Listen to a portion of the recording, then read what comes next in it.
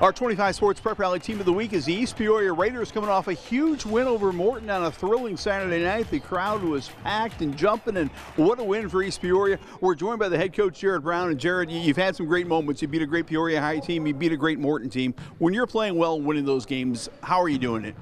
Well, we accept who we are. You know, I mean, we just talked about it again before we started practice.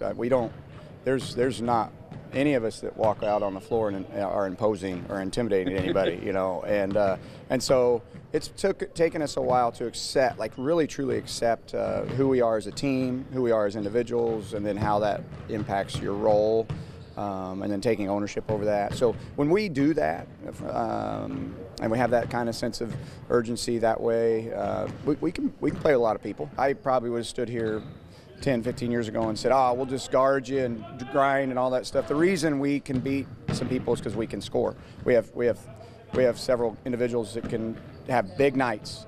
And so that's why we're able to do that. I mean, if you look at the games where we've been able to beat some people, we've had a guy or two have really big nights, and we just get in the way enough defensively and then sneak out of there. But, yeah, I mean, we like our chances. But, boy, our subsectional, as you know, is an absolute grinder. And there's no guarantees of even getting through, you know, a play-in or a semifinal game to get to a final. No, but having a regional is fun, though, and to see the enthusiasm and excitement is fun. Oh, yeah. I mean, let's face it, we talk about, as a program, dreaming about doing something that's sustainable for generations to come. And if you look up there on the banners, there's not been a regional title here since '97. And that's hard for these guys to even fathom, you know. And so there's a lot to play for. I received a text from an individual on Friday that's been on Saturday that's been a lifelong EP resident and involved in the school district in many ways. And he said, I know what you'll say, you're happy for the kids and all that stuff, but he goes, this was good for East Peoria. And I know what he meant. You know, that it was a community win.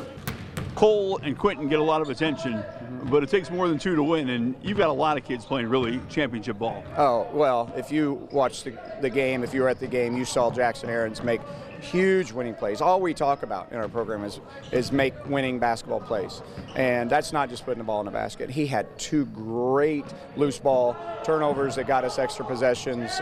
He's our vocal leader, Jackson is, and then we've got Stan Horton, Mason Isaacs, Jordan Marsh comes off the bench. I think, again, that was part of the acceptance. Like, well, I'm not necessarily going to be Cole, but I can be, you know, an all-stater in my role, and they're doing that. We're now joined by two of the dynamic sophomores here at East Peoria, Cole DuBois and Quentin Kitt, a couple of guys who have been teammates. You tell me forever. You first met this guy and first started playing with him in second grade, yeah. Second grade, and you've always been teammates. Yeah, we always have been teammates. When people call you a dynamic duo, how does that make you feel? How unstoppable do the two of you feel? It feels good. You know, it's a proof to our dedication and work, and we know what we put in, but yeah.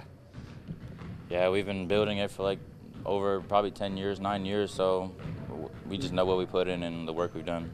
What about you? You've got big wins over Peoria High. You just got the huge win over Morton. How big a confidence booster is that for the whole team?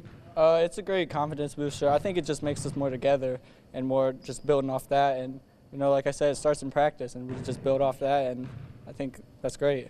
You surprised you can beat teams like Morton or Peoria, or did you know you had that in you?